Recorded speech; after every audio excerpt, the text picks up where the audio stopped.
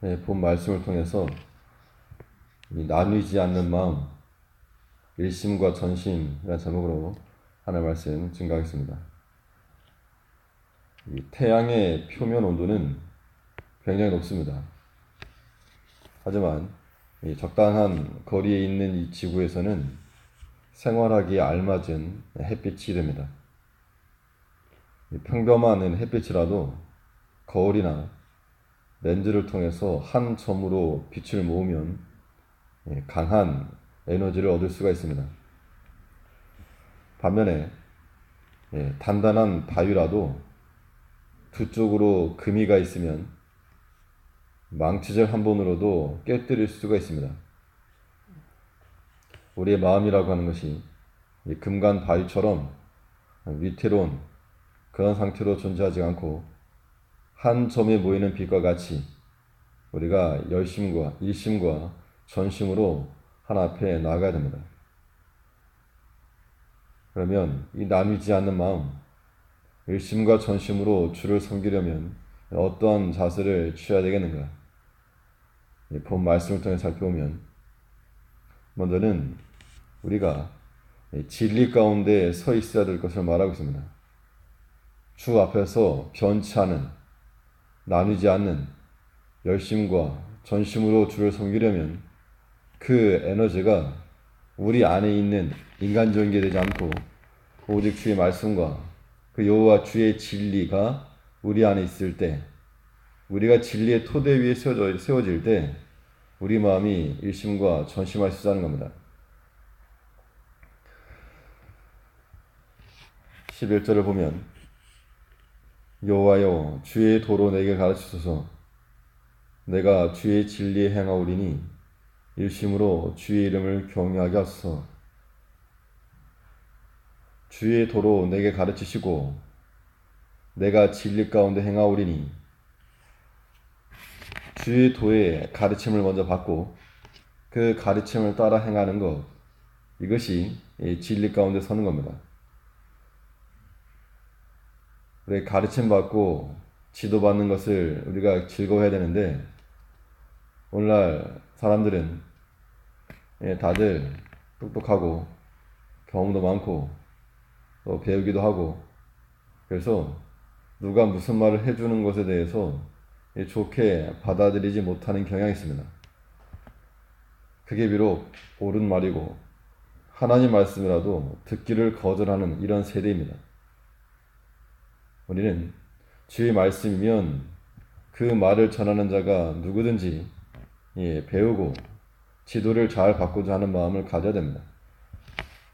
때로는 사람을 통해서 말이 나타날지라도 하나님께서 우리에게 가르침과 교훈을 주시는 것인 줄 알고 그것을 잘 붙들어야 됩니다. 하나님 말씀을 듣고 가르침을 받고 그 말씀 가운데 거하는 것은 우리가 진리 가운데 거할 수가 있고, 그 진리 가운데 서 있어야지만이 우리는 변치 않는 마음으로 주를 섬기는 겁니다. 그렇지 않으면 여러 가지 상황이나 조건이나 혹은 관계나 이런 것 때문에 우리 마음이 충성도가 달라진다 그러면 그 마음이 이미 나눠진 마음입니다. 주 앞에서 일심과 전심으로 주를 섬겨 나가려면 우리 마음 가운데 진리를 심고 또 우리가 진리의 토대 위에 세워져 나가야 마땅합니다. 또 우리가 일심과 전심으로 주를 섬기려면 어떤 자세를 가져야 되겠는가? 변치 않는 감사의 마음을 품으라 그랬습니다. 주께 찬송과 감사하는 마음이라고 하는 것은 마치 우리 마음을 한 곳으로 모으는 렌저와 같은 역할을 하는 겁니다.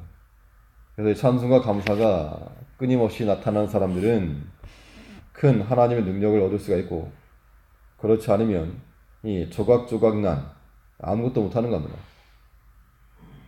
12절에서 주 나의 하나님이여 내가 전심으로 주를 찬송하고 영영토록 주의 이름의 영화를 돌려오리니. 본 시편이 기록된 배경은 공고와 궁핍 가운데서의 기도입니다. 이런 상황에서 찬송과 감사가 나올 리가 만무한데 찬송을 하고 싶은데 상황이 그렇지 못한 겁니다. 감사를 하고 싶은데 그렇지 못한 상황이었다는 겁니다. 그러나 그런 상황 가운데서도 그는 주께 찬송하고 전심으로 주를 찬송하고 영영토록 이름의 영광을 돌려오리다. 우리는 세상과 사탄의 예상을 뒤집는 결과가 우리에게 나타나야 됩니다.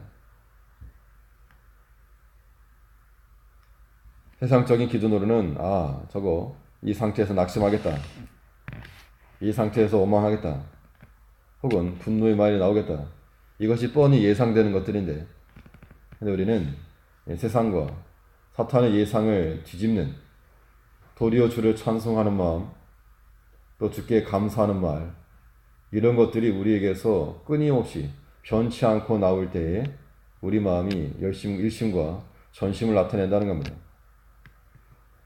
주를 찬송하려는 마음을 갖고는 있는데 12절에 있는 것처럼 주 나의 하나님이여 내가 전심으로 주를 찬송하고 영영토록 주 이름의 영광을 돌려오리니 이렇게 살겠노라고 다짐했다는 겁니다.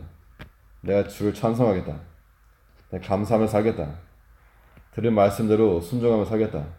그런데 주를 찬송하려는 마음 앞에 항상 대적이 나타날 수 있음을 우리는 기억해야 됩니다.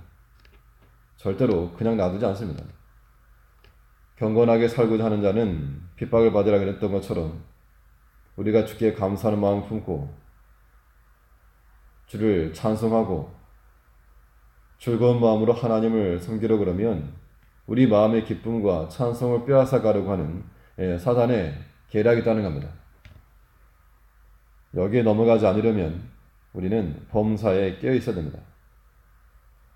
하나님의 말씀 듣고 기분이 좋은데 또 이렇게 사탄이 우리 마음을 해치거나 혹은 우리 마음의 기쁨이 사라져버릴 만한 그런 일이 발생하게 되면 그것을 우리가 허락하지가 않아야 됩니다. 상황에 따라서 변하는 마음으로는 절대 주 앞에 일심이나 전심을 할 수가 없는 겁니다. 내 상황과는 별개로 다른 신앙의 라인, 신앙의 루트가 따로 있어야 됩니다.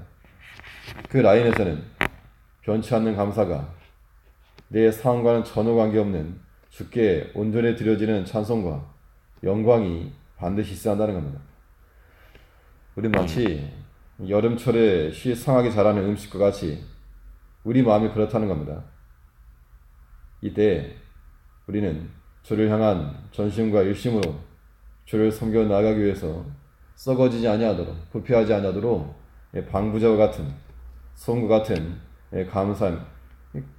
감사의 말로 소금을 고르게 함같이 은혜의 말을 하라 그랬으니까 감사와 찬송이라고 하는 것이 하나님께로부터 와서 또 하나님께로 돌아가야 됩니다. 그것이 우리 영혼을 살리는 겁니다. 그러니까 우리가 왜 주를 찬송하고 감사해야 되는가? 이유는 하나님의 구원이 이제 곧 나타날 것이기 때문에 그렇다는 겁니다. 하나님께서 역사하시고 인도하시는 그 도움의 손길이 곧 나타날 것을 믿는 백성들은 여전히 변함없이 주를 찬송하며 감사할 수 있다는 것이 이 성경의 논지입니다. 13절에서 이는 내게 향하신 주의 인자가 크사 내 영혼을 깊은 음부에서 건지셨음이니이다.